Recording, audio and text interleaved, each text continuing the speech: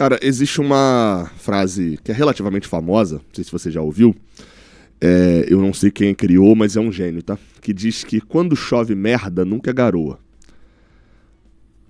Tem umas frases um pouco piores, né? Do que essa, mas acho que essa dá pra entender o contexto. O Fluminense entra no seu ano do Super Mundial com um camisa 5. Vai ao mercado buscar outro.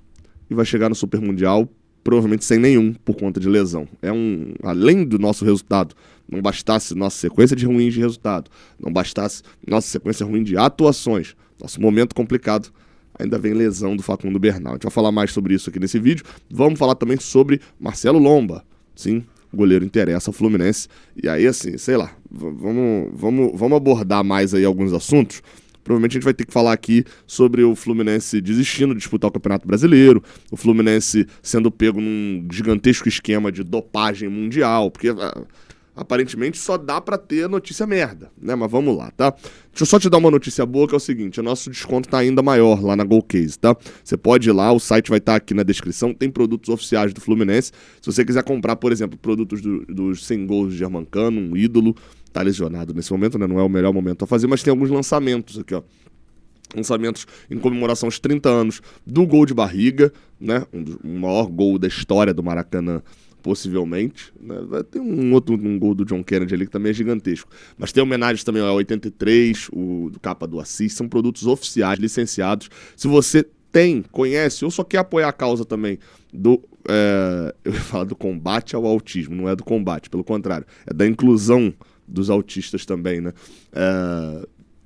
Uma parceria do Fluminense também com a galera ali que cuida da inclusão dos autistas dentro do estádio de futebol, Força Glória Inclusão, tem muitos produtos legais, eu mesmo já dei de presente também para pessoas que eu conheço, que eu sei que tem, pessoas com transtorno do espectro autista na família, tem muito produto legal lá e o nosso cupom te dá 10% de desconto, beleza? Só não te dá no copo térmico, se eu não me engano, mas o cupom é JORNADA, você pode ir lá e aproveitar o nosso bom desconto na Golcase. O link vai estar aqui na descrição. Linha licenciada dos maiores clubes do Brasil. E claro, o Fluminense está nessa também. Oficial, tá? Produto oficial, licenciado, capinha, golpe térmico. Tem tudo lá. Aproveita. Vamos lá, cara. A gente abre falando, obviamente, da notícia mais chamativa no início, né? Eu aqui não sou...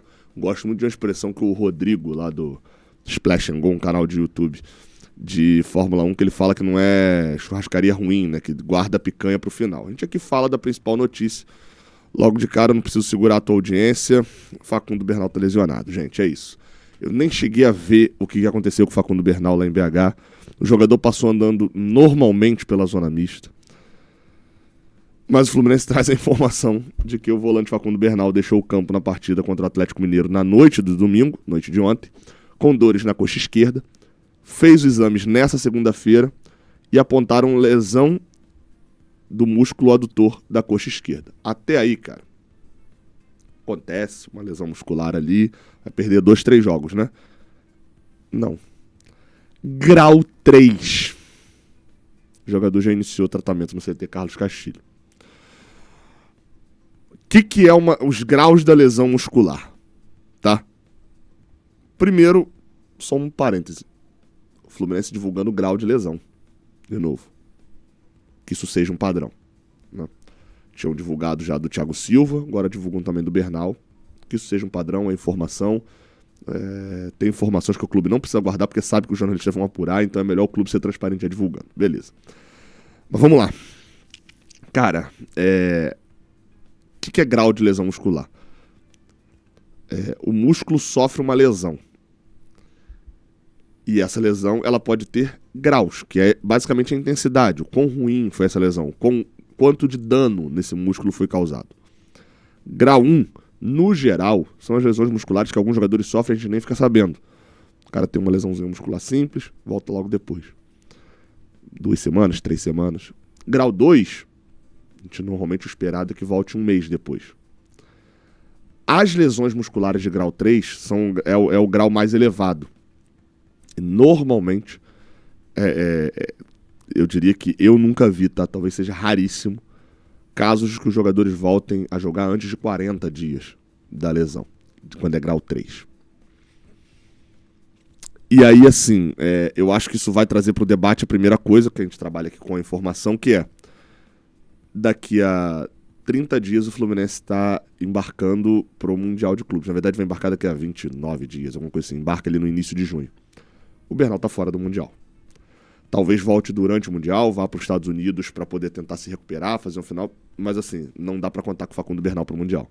Justamente quando o Bernal consegue ter a sequência tão desejada, consegue render em jogos seguidos, tem uma lesão de muscular grau 3. É difícil. Como eu falei lá na frase de abertura, quando começa a chover merda, é tempestade. Porque a gente contrata o Otávio, o Mano Menezes, na época, ficava batendo na tecla de que ele precisava de um 5, ele não gostava muito do futebol do Bernal.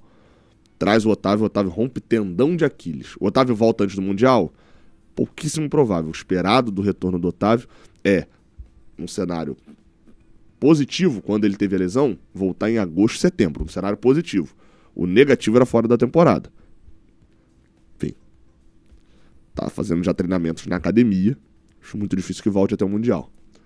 O Bernal fora do Mundial também. E aí a gente passa a ter só Martinelli, Hércules e Nonato.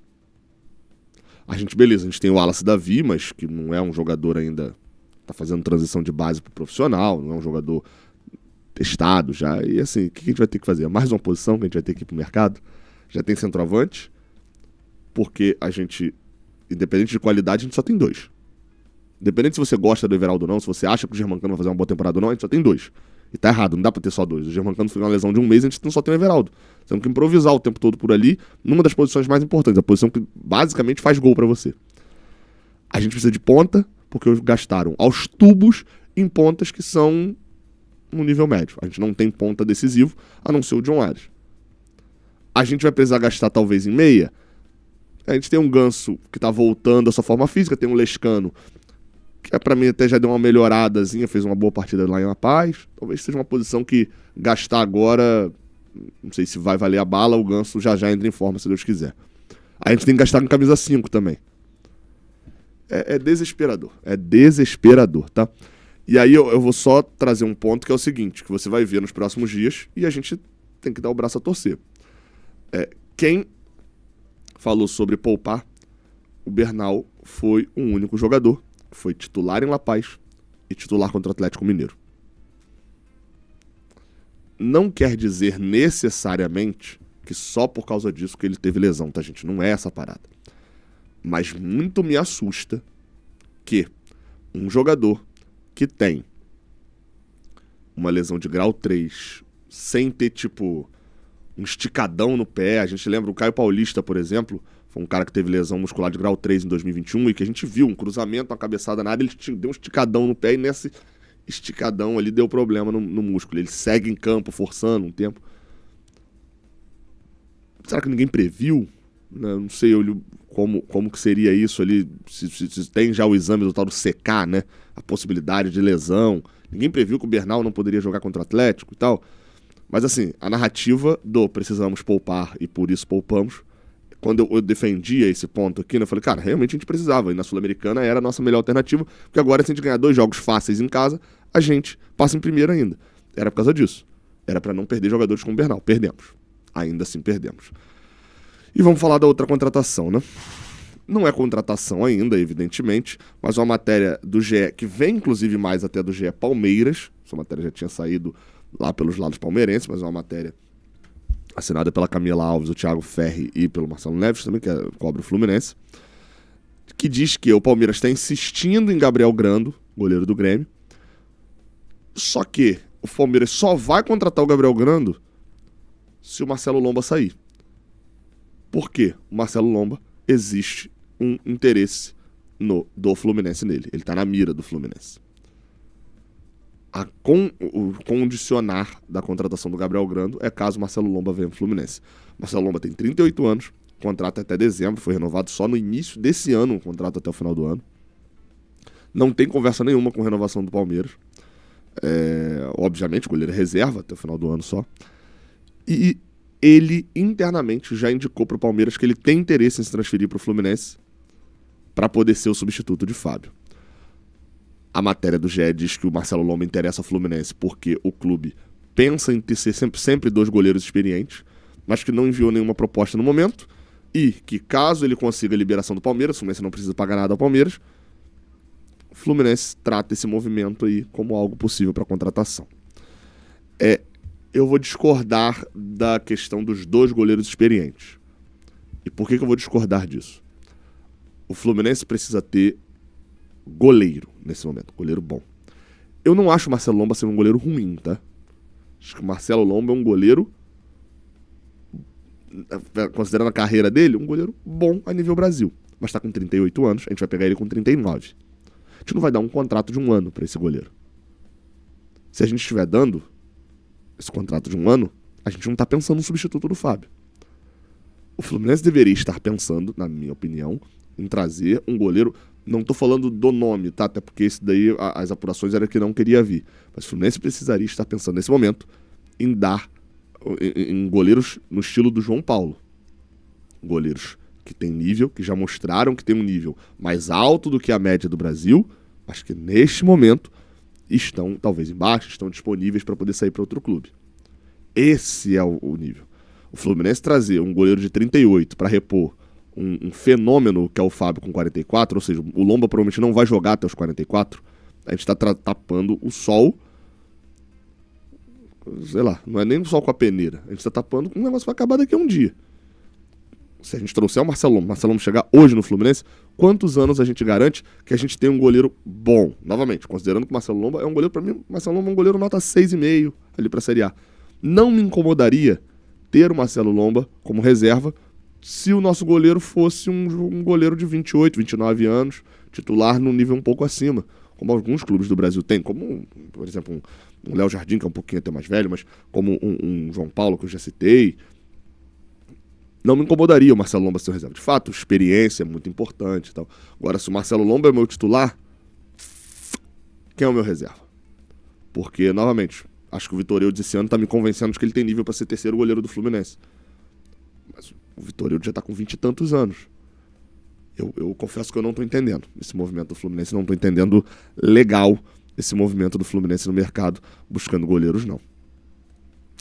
Deixe seu comentário aqui embaixo, se inscreva aqui no canal. Tamo junto. Até a próxima. Valeu.